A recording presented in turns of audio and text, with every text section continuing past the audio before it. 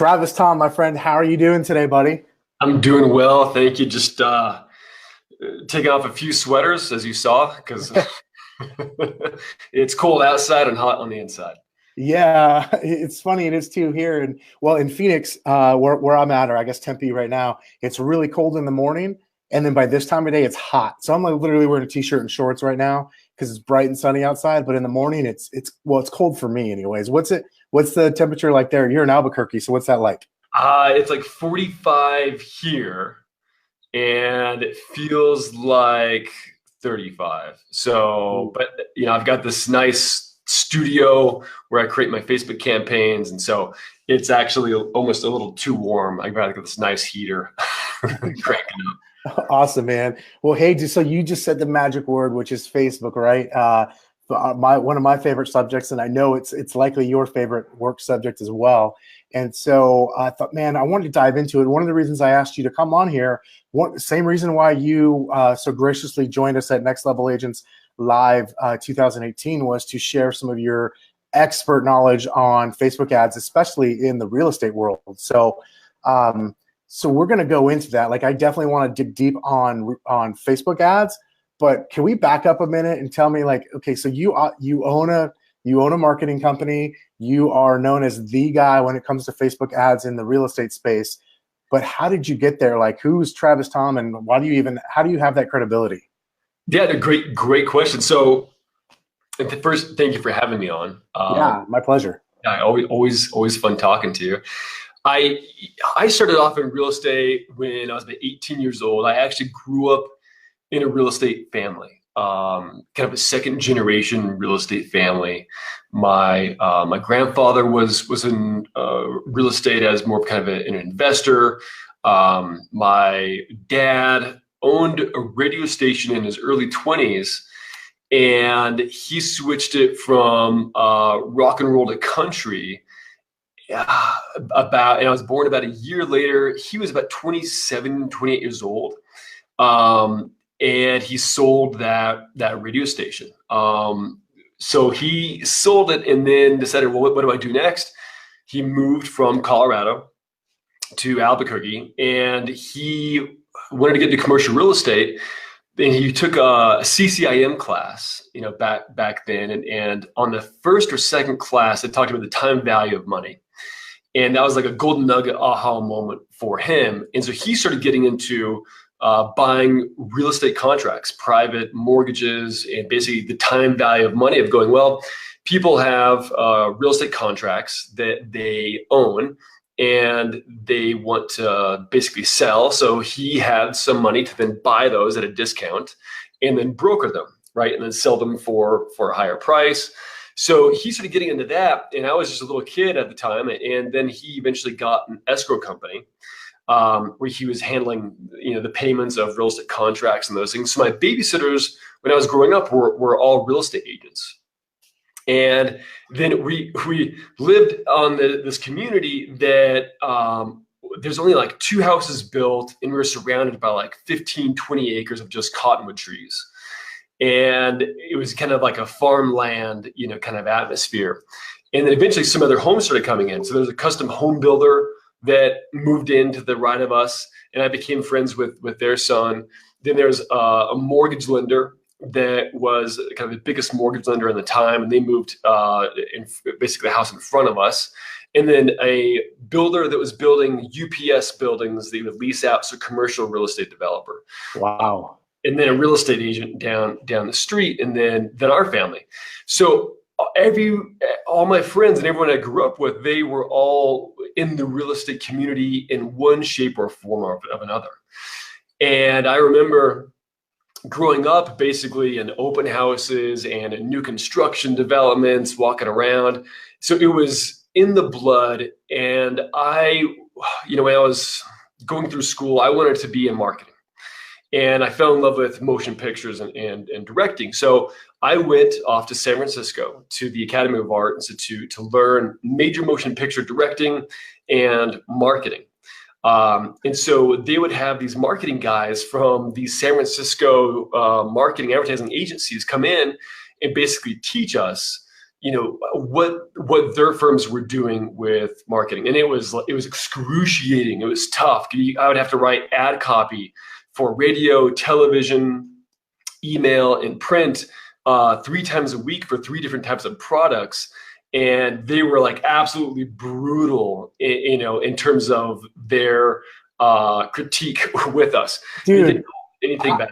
I know that you told me this part of the story, but I think I forgot about this part of the story. You told me when we had lunch together in Albuquerque in January about the school, but right now what I'm picturing in my head is that TV show Mad Men. I'm like, does Travis walk around with like a fedora and like smoking cigarettes all day long and saying completely inappropriate things to everybody around him and drinking whiskey all day long? That's what I'm picturing him at, which is funny because obviously as I've gotten to know you over the last year, it couldn't be farther from you. But right. Like that, when you said that and started telling me about your school experience, I'm like, I'm picturing Mad Men right now. Like clearly I'm watching too much Mad Men recently, but so that's what you were literally going to school for, that and learning that. Yeah. It was the Mad Men guys that were teaching me basically, right? So wow. I would write, an ungodly amount of ad copy all week long, and then in the evening, then I was doing the motion picture and directing. So my friends were working with people from Pixar. Steven Spielberg was kind of picking off a few of these, students, and more, I started to see in the film industry how difficult it was to really get a job. And I was going to, no matter how talented you are, it's going to take a long time. Yeah. And I got really anxious about I wanted to work. I just wanted to get into it. I just wanted to start in the business. So about a year into it, I told my parents, I said, guys, I feel like I've gotten enough marketing education. I want to come back home and I want to get into real estate. And that was a big transition because my parents were, kind of like, we really want you to go the advertising route because, that's what they wanted me to do. That's what I wanted to do. But I came home and I asked my dad, would you hire me? Can I work for your company? He said, absolutely not. Right. You're not going to work for my company. You can work for some other companies. And then when you get your feet wet, maybe we'll talk about it. He's like, go screw up their company, learn what to do, and then come back and we'll put you to work, son. Pretty much. And so, that's fair. And so I was like, being a dad now, I totally understand what he was doing. So, so I went and I got a position at Coldwell Banker, and at the time it was the biggest real estate company in our area. It had like 800 agents. And they were the leading force during that time. But I was the youngest real estate agent based in the state. Wow. And everyone else in my office was around 62 years old. That's kind of the average age. And so they kept telling me, you need to go door knock. You need to call expireds, right? You need to send out massive amount of postcards. And I'm like, I don't really have any money. I didn't know what to do, how to start. So the first 2 years were pretty brutal. I door knocked on several thousand homes. And it wasn't until I actually went on this kind of trip with my family up to Colorado, where we've got a family ranch, and my brother and I, when we're up there, we each have a couple axes to choose from, and we would basically chop wood when we were up there. That was kind of our chores. If we're up there, we have to work. So we would be chopping wood and hauling wood back to the cabin, to the main house. And I was telling them, I think I'm just going to quit this whole real estate thing. I know mom and dad have kind of supported me. And he's like, dude, you can't, man. He said, let's back up here. Let's talk about it. So we kind of reverse engineer, like, what was it that I was doing? And I said, well, I'm door knocking. And he said, so what do you provide? I said, I don't really provide anything. I just say, hey, do you want to buy or sell? And then they just, tell me to kind of screw off. And so I go about my business, and, I'm in my suit that doesn't fit, right? My patent leather dress shoes, which it was painful to really walk in, in any kind of like 95-degree heat, right? Yeah. So he and at the time, my brother was in marketing and designing websites and certain things like that. So he and I got together. We spent basically this, in the middle of this like blizzard, chopping wood and back and forth, we designed this little plan, and it's basically this flyer on this website called "How to Make Those 4 Years Very, Very Profitable." And it was basically about how college students can buy a home with a kiddie condo loan and with their parents, using their parents' credit to get into a home. And it was an FHA loan at the time, is like very little down, and how they can turn that into an investment piggy bank while they're in college to rack up enough equity, or have basically their parents rent it out, or they sell it at the end of the 4 years, or whatever it might be. And we broke it down as like a definition kind of how-to guide, like what is appreciation? What is equity? What is a mortgage? And showed these charts and graphs and kind of walked them through this little pamphlet. And my office was next to this university. It had like 27,000 students, 30,000 staff. And so it was kind of this aha moment that he and I came up with this plan. And he said, give it just a couple more months before you put in your card and tell mom and dad that like, you just can't do this, right? And it worked. I did like full guerrilla marketing all over the university. I printed this is the last ditch effort, like of all the money that I had, which is something that I've done time and time again. I put like everything on black, and I'm like, this better work. Yes. Yeah. So I put it all on black, spent all my money on this website that my brother designed, printing cost for these flyers. And the flyers basically redirected everybody to this website that said, get the free list of homes that qualify for this kiddie condo loan deal, right? Where you can, buy a home for very little down with your parents. And I started getting all these leads from it. And so it was like 3 or 4 weeks in, I got this one lead, and there's this girl that was going to school. She was leaving to go to NASA in the next 2 years, that they were like basically sponsoring her to go to the university, and her parents co-signed. I took her to this condo townhouse development, and she bought one condo there. And then another couple of group of leads came in, and they said, we're looking for something that meets this. I said, perfect. I've got this condo development that I can walk you to. It wasn't my condo development, but it was like just right next to the university. So it made perfect sense. Well, 4, 5, 6 buyers later, the developer said, Travis, you've brought more buyers to our development than anyone else has, than our own listing agents have. Come inside for a second. So they brought me into this condo. And it's a 17-unit condo development. Their sales team was there, and he fired the entire sales team in front of me and said, here's a listing agreement. I want you to sign it. I'm going to give you basically like a higher percentage if you sell this whole development out in the next 4 months. And so I said, all right, let's do it. The sales team was, obviously pissed. Probably just a little. Just a little, yeah. But that's how these developers were. I mean, they are like really kind of aggressive. It's cutthroat. Yeah, and they were very cutthroat, as they learned about 5 different developments later. And so that kind of snowballed into basically me creating landing pages for different developments that we had, and it snowballed into me being in this niche where I started winning all these developments. And I eventually, a couple years later, I had 271 listings from just all starting from that. 271 listings. Yeah, 271 listings. I grew my team. I had about 4 people a year after I started getting the first 2. And then I grew my team to about 30 people. I was on the top 30 under 30 Realtor Magazine finalist list when I was about 28. We were doing a pretty healthy production size. We grew into 3 different companies. We had a property management company that had around 150 properties. We had our new construction condo sales team, our residential sales team, and then my wife and I then created a home tending company. And then we had our marketing and sales division. And what we kind of learned throughout all of this is that we had this rinse and repeat type of strategy and pattern. That if we created And the funny thing was, a lot of these developments didn't have a budget for marketing at the time, right? They spent it all on just building everything. And so it was up to us with like a really small budget, like a couple $100, to put together a slick marketing package, right? Which is really difficult. Yeah. So we started to learn how to build our own landing pages for each development and then drive traffic to it from Facebook.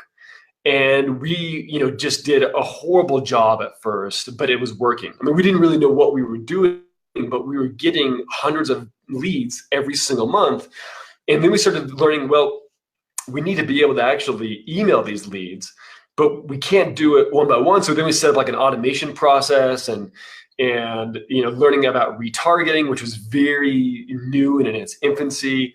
And it's funny. So this is kind of like at the height of everything when it was kind of crazy.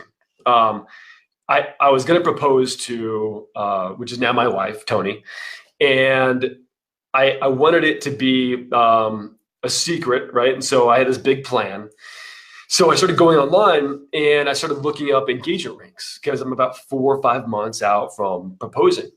And doing this process is really where I kind of found our model that we use today in our Facebook advertising agency and what we teach in our Facebook training and coaching program, which is, so I kind of go back to this moment because it was like this aha moment. So I looked at about 12 different websites for engagement rings. And because to be honest, I'm too lazy to kind of drive to a store, right? So, and it's the digital world, right? I'm just going to look up rings online. The guy chopping wood is too lazy to drive to a store. I love it. Well, yeah, I mean, the axe wasn't too far. Yeah. So I was about a couple of days, deep into looking at all these different websites for engagement rings, and I hadn't made a decision yet. But all of a sudden, about a week or so later, I start seeing this ad follow me around all over, and it's following me on Facebook and a couple other places online. That it's from this one website, and it basically talks about how the artists are designing these rings and crafting these rings.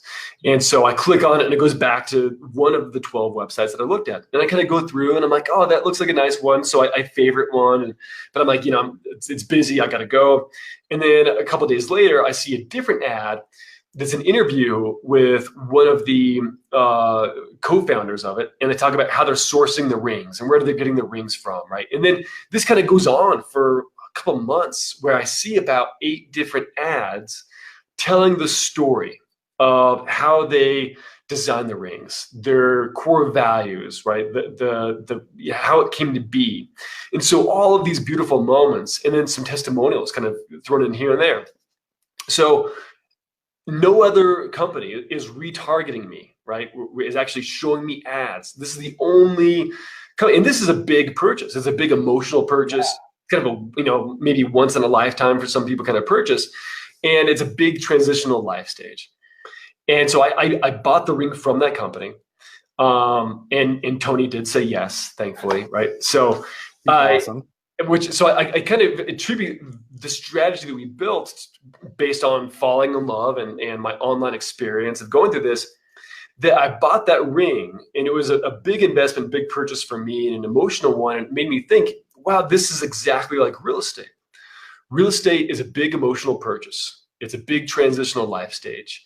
It's something that the decision cycle goes on for several months, right? It's not something that you instantly wake up one day and say, bam, I'm just going to buy a house, right? Or I'm going to buy a ring, right? Whatever it might be. There's a lot that goes into it. So, and there's a lot of trust building, and you have to create that bond and really be pulled in. So for me, I thought, you know what, let's test this out on a couple of our properties. So we at the time had built our own single property websites inside of our company. And we started working with WordPress and we had our own design team, and we started building all of these things. And I said, you know what, let's go ahead and put in what's called a Facebook pixel at the time, as a little snippet of code. It just, had kind of come out, put it into a few of our landing pages and property websites we had, and we drive traffic to it. And then when people left, then they would be retargeted with an ad that said, let's make an appointment, or thanks so much for checking out the property. Would you like to arrange a tour? And it would follow them around, right, and build the brand. And then from there, then we would run another ad that talked more about, what we do and how we help people. And so it was a very crude type of campaign with just a handful of retargeting ads. And that's what started the framework of what we do now. And we do it, at a much higher level now. But that started to get a lot of attention because we got a lot of leads from it. We got then some different outside construction companies and new construction developments that said, can we hire you to consult us? And so more and more, I started getting more demand built up for this and started consulting a little bit on that. But then what was funny is our single property websites we built, we actually turned that into a software as a service product separately from the brokerage. Because I thought, there's nothing else out there like this that has really beautiful websites that are built for lead generation. It was always kind of like you either get kind of a shitty looking website that it is built for lead generation, right? It doesn't really showcase the property in a healthy light, and it doesn't really do your brand justice. Or you have a really beautiful website that's really nice, and it's either too expensive or then it's not built for lead generation. So we decided we'd build that. And then that's when I started writing blog articles and videos on Facebook about how to use our strategies that we use in our old brokerage that they can use with these single party websites. And what's funny is more people said, tell me about the Facebook stuff. Forget about the single property websites. Let's get into the Facebook stuff. So that's what kind of spawned everything. And then now we are, about 4 or 5 years later. And we're a Facebook advertising agency across the world, and we've generated over 175,000 leads from Facebook and Instagram and Messenger. And it's been a lot of fun. Dude, so much I want to say about this, like so many different lessons here. I could go back. Okay, so you said one thing. So you started saying our brokerage, but you were with a brokerage being. So when did you break off and start your own real estate company? What was the name of that? I think you said it was Venture Realty Group, if I remember correctly. Was that your team name too, and then it became your brokerage name? No, so I broke off from when the month I turned 21. I decided, you know what? I've spent about 2 years in kind of a larger organization, and I felt like I had some pretty good insight. I felt like I had pretty good insight of what it takes to run a brokerage, right? We all do. And my father-in-law kind of coined this term of incompetent exuberance. And he meant it with like all sincerity, but that sometimes there's a little bit more of I can do anything and everything and take on the world. And then you get into it and you have to either adapt or die and understand exactly kind of where you fit in that scenario. So when I was 21, I said, I want to run my own shop because I want to have my own type of marketing, my own type of campaigns. And I felt like some of the old ways were just a little too archaic. And I was being, I had to fit in this box. And I just don't fit in a box. I have to think outside. You're way too tall to fit in a box, bro. Yeah, I'm way too tall. My axe doesn't fit either. So I had to break out of that. So when I was 21, I created Venture Realty Group. I was a qualifying broker, and it was just, we had a 400 square foot office, a tiny little thing in downtown. My barber shop was right next door. That's how I chose the shop. You can tell that there's like a lot of intellectual processing that went through that. I was like, I can get a haircut, look sharp, and then come next door, and I'm good to go. I can take on business now. I can really relate to that need to making sure that your office is strategically located close to a barber. So that it speaks volumes to your level of sophistication and style and versus myself. So that's awesome, man. I love hearing that story though, Travis, because what I heard a couple different things, which is number one, if I could just recap for some of our listeners here, because there's folks listening to this podcast that are anywhere from brand new agent, struggling, experienced and struggling, or absolutely killing it. They've got a team and they want to go to the next level, right? Everybody wants to do something a little bit better. But what I've heard is this theme time and time again with every guest I've had on this podcast, which is I was willing to do whatever it took. Like, you went and knocked on doors, even though you absolutely dreaded it. You went all in financially, right? You put all your chips on the table, which is also another theme I continuously hear. Not that we should always have all of our chips on the table, and yet that's a recurring theme I see with people that have gone somewhere and done something of significance, is that at some point, backs against the wall, chips are on the table. And I really love hearing that about you. I didn't know that part of the story. Obviously, I love the Mad Men part of the story as well. But dude, you've done so many different things here, and it seems to me like everything that you've gone and created for yourself, for your own real estate team, or eventually into brokerage, you then went to the really good stuff. Other people said, hey, Travis, can you help me with that?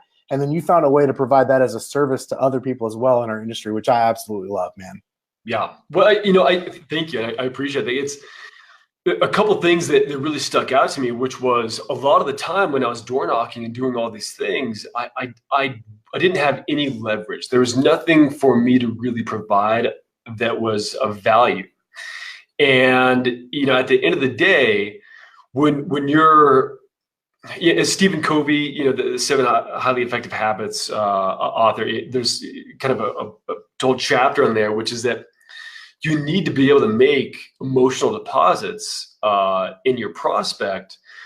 If you're not, and you try and withdraw, right, get something back, it's basically going to be there's nothing going to be there, right? It's going to be kind of emotionally bankrupt. So there's nothing really that you can win out of that scenario. You need to be able to have different types of ways to provide reciprocity and value, and position yourself as authority and expert figure in whatever it might be. If it's short sales or investors or for sell by owners, whatever type of niche that you can focus on, to give them significant amount of value, and then go for the ask. Because the law of reciprocity, right, of being able to give some item of value. And that's what a lot of our Facebook ad campaigns are kind of designed around. Yeah. Was, if we go back to my little flyer that led to a website, I was educating them first. And you have to think about, what is the level of awareness for most of your prospects? And so there's a book I actually have on my shelf, written by Eugene Schwartz, who's one of the most creative, brilliant copywriters that ever existed. And it's I think it's called Marketing Breakthrough, or I'll have to look it up.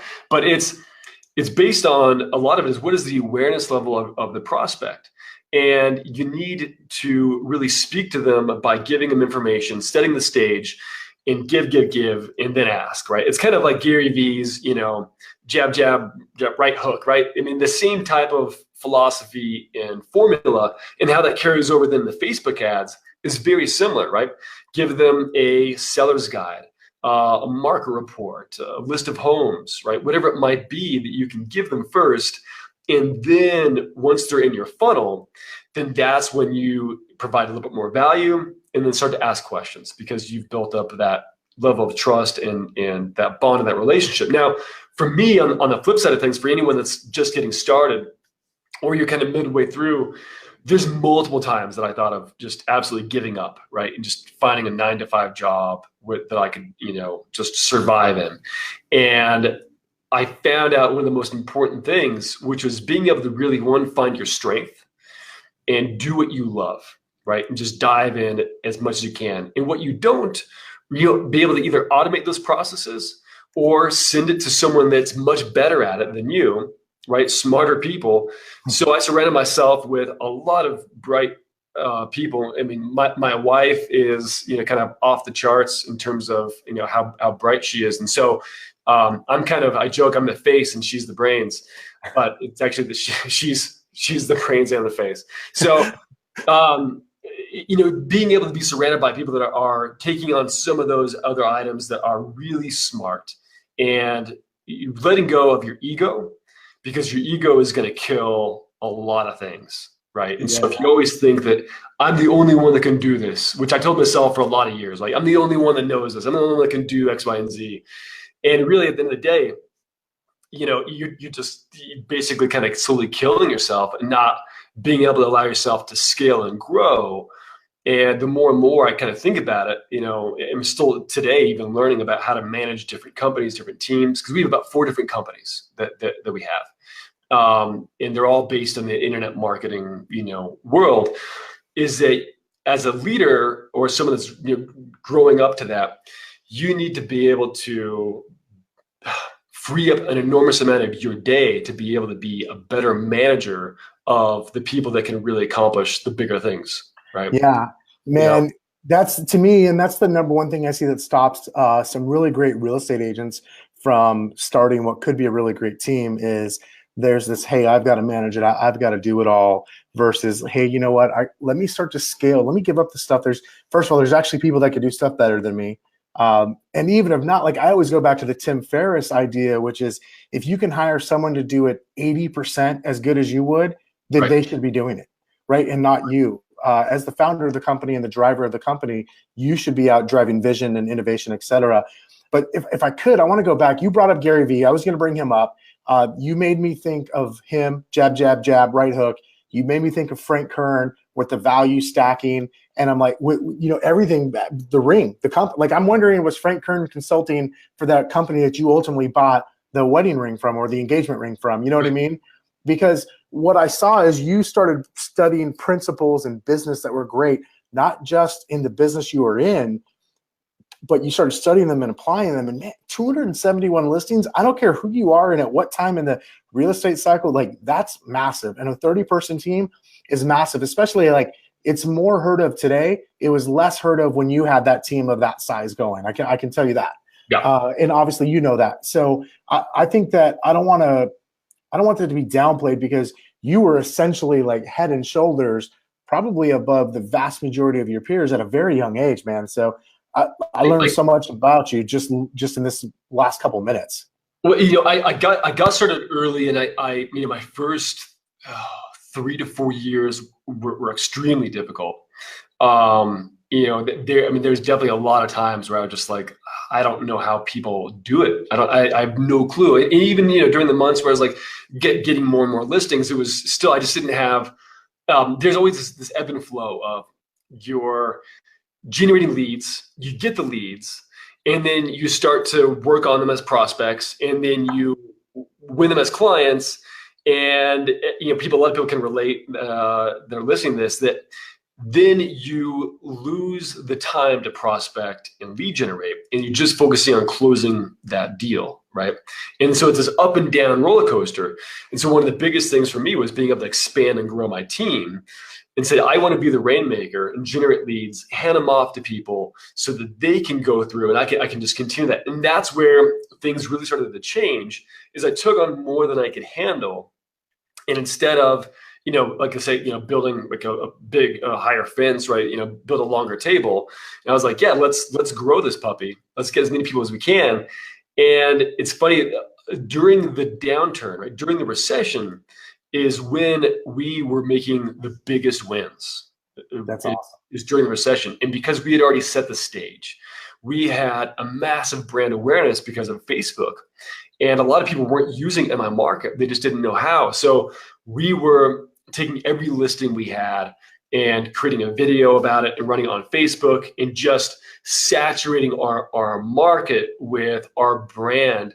So our lead generation efforts were already really set in place, and a lot of people knew who we were. So it was this unique positioning that even though the downturn was happening and there was a scary time for a lot of people, and we took a hit like a couple of years later because there was certain things within real estate that just happened, but we had some really big wins during that time, and we just had to get better and better with our marketing. One of the things that really stuck out is we had this development we took on that was near foreclosure or bankruptcy. It was this luxury 30-unit luxury development. Really beautiful high-end properties, 2 stories, and it was about 15% sold out. And there's a lot of pressure on us because they said, we are about 5 to 6 months away from losing this entire project. We don't have any marketing budget for you guys, and we the last 3 sales teams only did so much. So we've heard that you guys are the pros. You do it, right? It's a lot of pressure on us.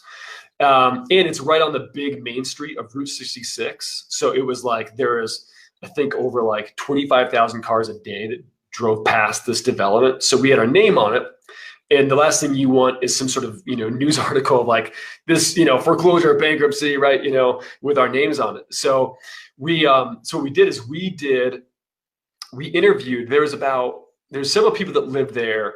And there's kind of different age ranges. There's a professor, there was a younger professional couple, there was a artist and photographer that lived there. And so we went and we kind of door knocked inside this development. We said, do you mind if we do kind of a testimonial video about you living here in the development? And they said, yeah, we'd love to, because we want other people to be in here because it's kind of empty. It's kind of lonely, but we love living here. So we did a whole video series, and we just had a small video camera that we rented. You can go to like rentalens.com or things like that. So we rented this nice video camera for like $150. We had it for like 3 days. So we had a short amount of time, and we hired this kid that was 14 years old from the local high school, that he was studying motion pictures and videography. And he was a skateboarder. And so he did a lot of skateboarding videos, and with him and his friends. And we kind of met him through, I forget exactly how we met him, but he would skateboard over to the development, and he was the most amazing videographer at 14 years old. And so we set up all this equipment. It was very, very basic. You can't tell from the videos, but he edited them, put them together, and we had 3 amazing different testimonial videos about why people love living at that development. And what we did is we put some kind of emotional audio behind it, kind of inspirational. And then we created a little landing page that says, download the floor plans and pricing sheet, ran a giant Facebook campaign to it. When I say giant, like at the time, I think we spent like $400, like kind of budget, because that's all we had, So we generated, I think it was several hundred leads that we generated. And then we sent out the videos to them and retargeted them with some of the videos. And then they would see the testimonials of why people lived there. And it resulted in basically selling out that development within, just in the nick of time, within like a 5-month period. We sold out the rest of the development. And because people got to see the power of social proof and people living there. There's something really big about recording your past clients, recording, prospective people that live in certain neighborhoods, and let them tell the story of the community so it can speak to that certain demographic. And we actually narrowed down and said, we want this baby boomer video of why this baby boomer loves living here to be shown to just baby boomers. And we had the young single professional one that we ran individually. And so we went to run this just to people within this age range that live within a 3-mile radius because it's close to the university. So we started running highly relevant video ads to specific audiences, and it got an enormous amount of engagement. And the same thing can be done on a very small budget to, any kind of campaign people are doing. Man, that's awesome. Such a great story. So we've got maybe 15 minutes left at the most, and I promise you I'll get you out of here by the top of the hour. I've got 3 more things for sure I want to cover, maybe a 4th, depending on time. One of them, if we could quickly, like I could see it over your shoulder, tofu, mofu, bofu. Well, I know what tofu is. That's that food that one of my business partners eats because he doesn't eat meat. But but in your world, what is tofu, mofu, and bofu? So that poster is my wife had that poster made for me because so tofu, mofu, bofu, it stands for top of funnel, middle of funnel, bottom of funnel, because we work in a full funnel format with our Facebook ad campaigns. What that means in Facebook marketing, in kind of an internet lead generation marketing in general, is you have the top of the funnel, which you are kind of sweeping demand by having some sort of ad that's reaching out to people and pulling them in. So that could be a Facebook lead ad, which is kind of like a mini landing page inside of Facebook that gets their name, email, and phone number.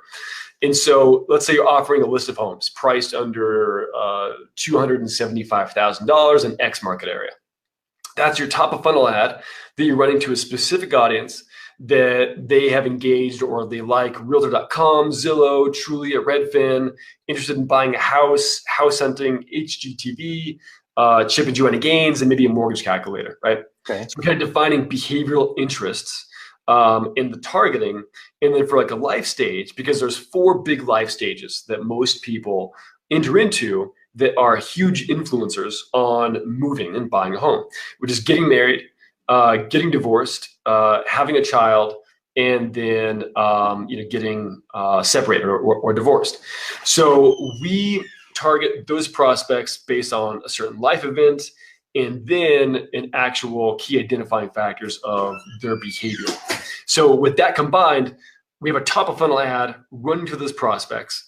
We generate a lead, and then we send them into the middle of the funnel, the MOFU, right? Kind of my favorite one.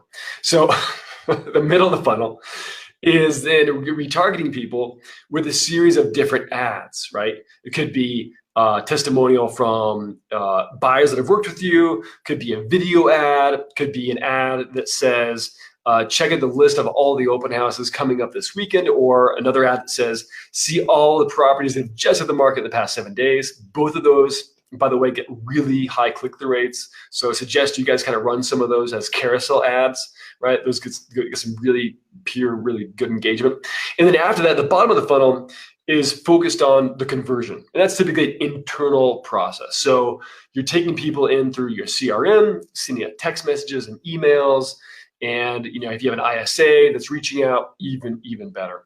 So the full funnel format is something that we highly suggest. And the full funnel format is kind of based after this methodology that I created after I went through the process of buying an engagement ring online and then going through those steps of seeing those ads. And they really persuaded me to make a purchase. So it's, Facebook marketing, a lot of it is built on persuasion and influence. And they have what they call priming and reminding methodology, where you prime them with an initial ad that kind of pull them in, create an audience, and then remind them again and again about the opportunity, and then forecasting what the idea might be to work with you so that you are solving any kind of problem that they might have. And you're positioning yourself as the authority expert and figure.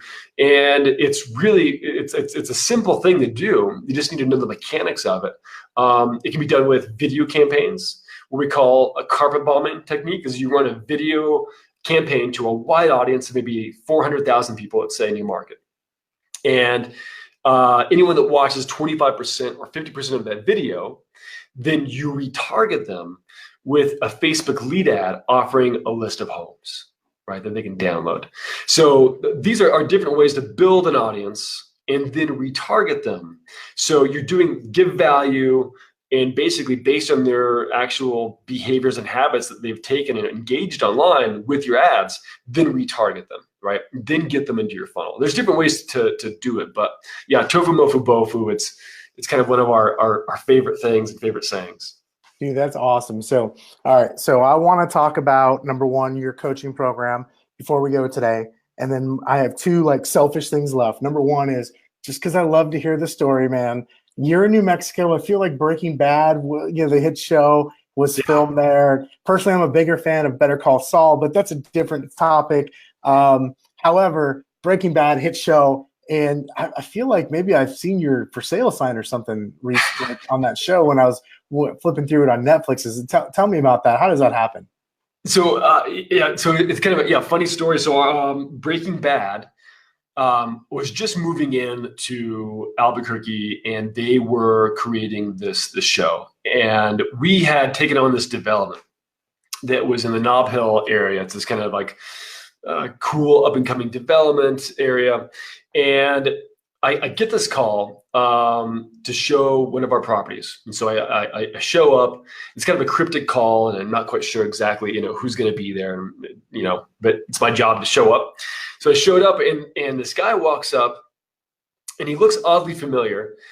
And he said, do you mind if we take a tour of the property? I said, yeah, sure thing. So I open up some of the houses, and he's a very kind of dynamic character. And I start to look at him more and more, and I ask him, tell me about yourself. I'm trying to pre-qualify him. what are you doing here? And it's like, oh, I got a new job, new gig here. And so, tell me about it. So I really had to pull this information. Well, it kind of comes together that he's Bryan Cranston.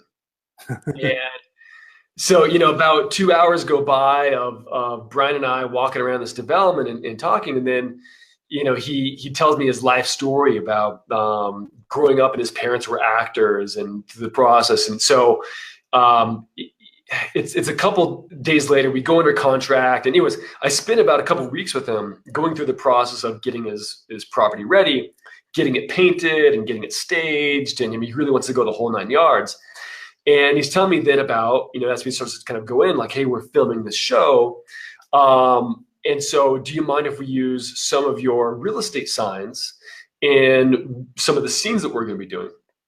I was like, hey, that sounds fine to me, because they wanted to, at the time, they wanted to really kind of fully bring in a lot of the local stores and shops and businesses. So so we ordered a whole new batch of signs. We gave them like 5 brand new, fully printed signs of Venture Realty Group, and it had my name and my phone number on there as well.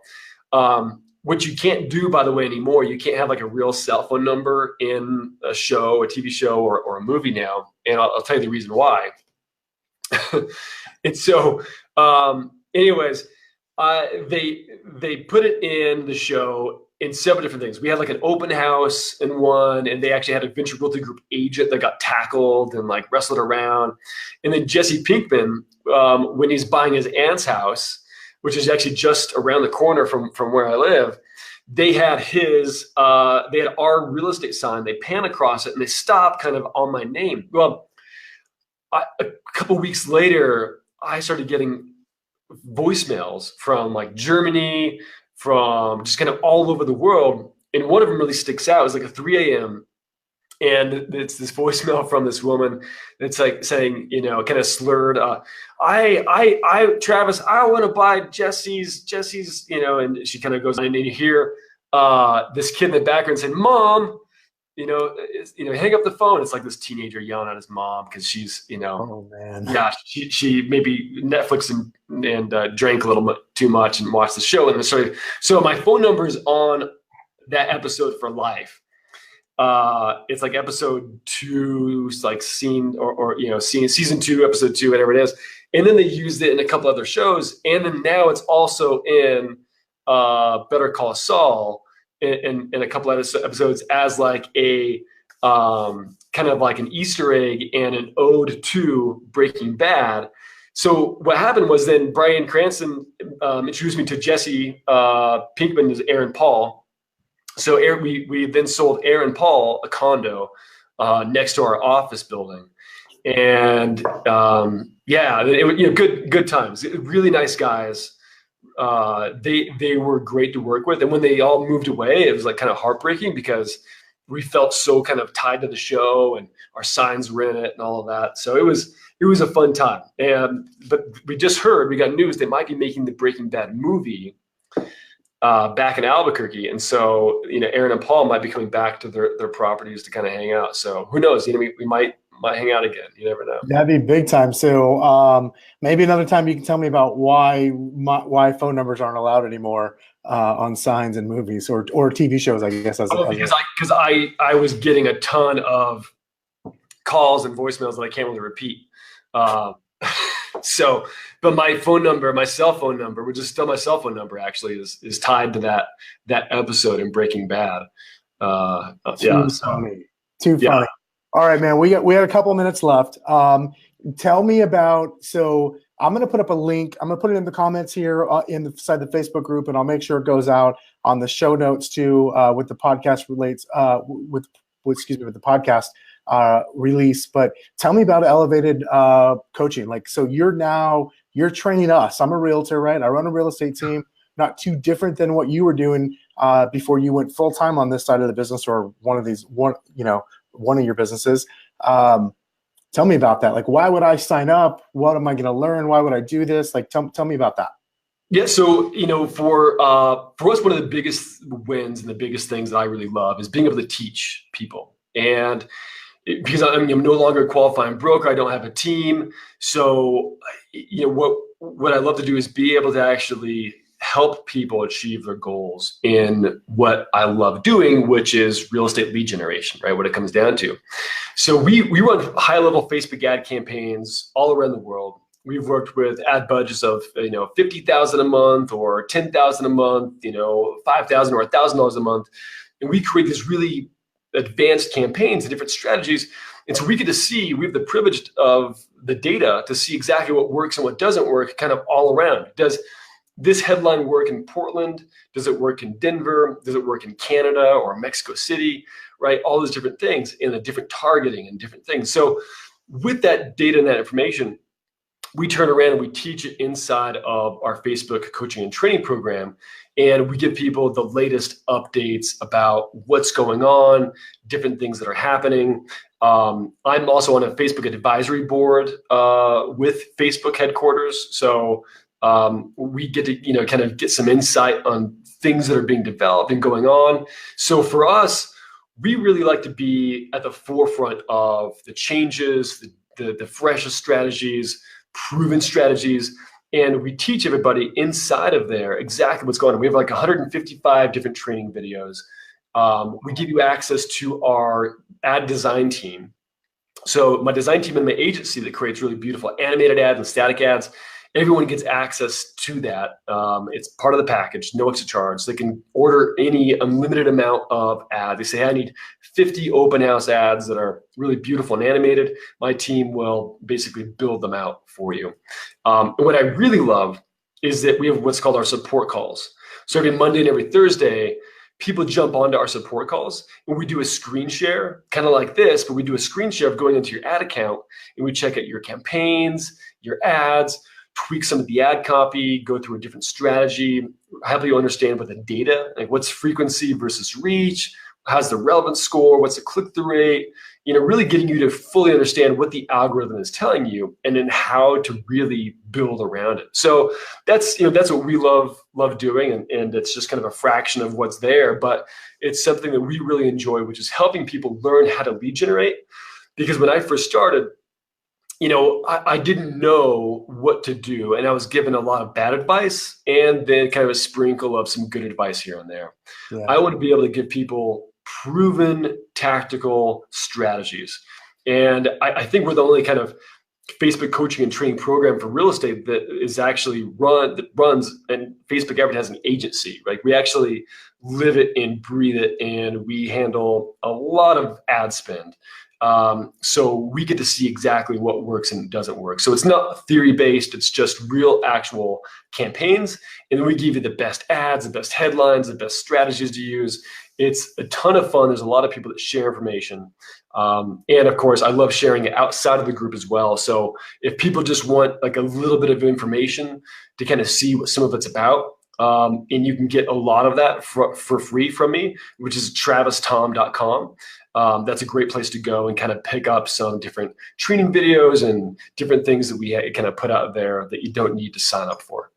That's awesome. Yeah, and like I know you've dropped plenty of stuff inside of our Facebook group, Next Level Agents, how-to videos on how to retarget people that have watched your videos to a certain extent. You've done a couple things, how to build a messenger bot for free. Like, you just constantly have been a giver. And the thing that I love about, and the reason why I'll continue to have people like you, and only people like you, if you will, on the show, is you're a practitioner too. Like, you're in the trenches, you've done it, you are doing it, and you're helping spread what you know that works to other people in our industry. And I absolutely love that, man. So I just want to let you know, on behalf of myself and Fred, we super appreciate you and everything you do for us, Travis.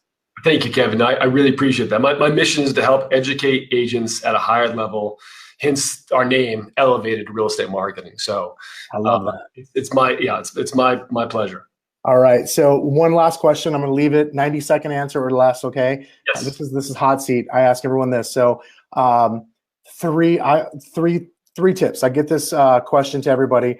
3 tips for just kicking more ass at life. Doesn't matter if it's in business, personal, whatever, but someone comes to you, they're looking for advice, they're a friend of yours, maybe they're a client of yours, they say, Travis, I just want to do better in life, in business, etc. Give me 3 things to walk away with that I can do today. What are they?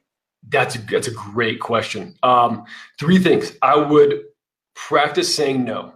I'd practice saying no to opportunities that you feel like would be energy or time vampires, right?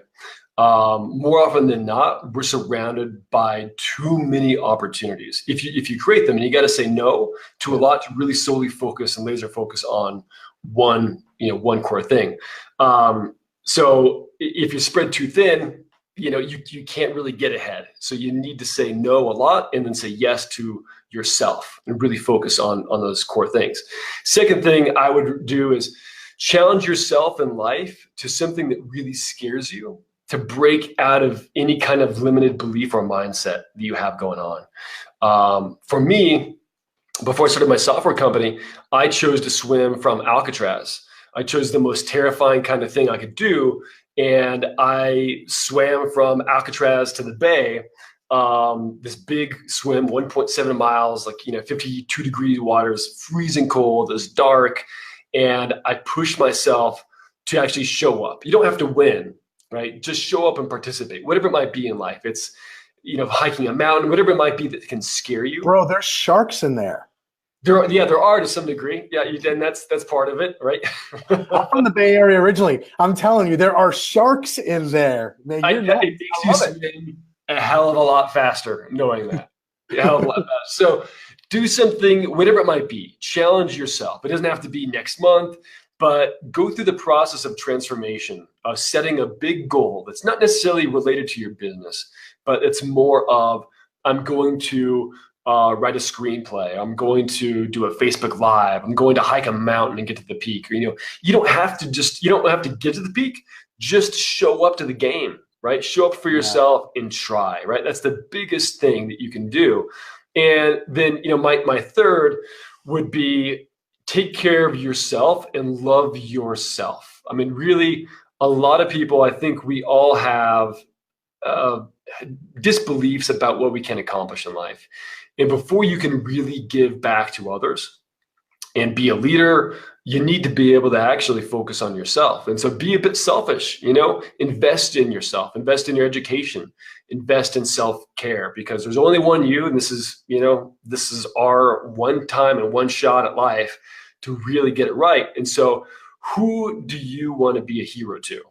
And really focus on that kind of mindset, at the end of the day. Who do you want to be a hero to? I have my list, and sometimes I win and fail at it, but at least I'm trying and kind of setting the stage. So show up for the game, focus on those. I know that's a little bit more than 3, but those are my 3.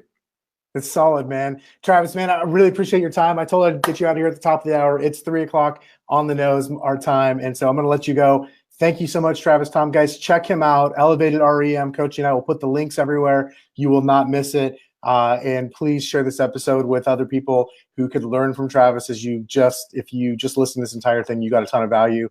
And I'm sure you know somebody else who can as well from Travis and all he has to offer. So thanks, Travis. I appreciate you, man. Kevin, thank you as well. Appreciate you as well, man. Talk to you soon. Thanks, bud. Talk to you later.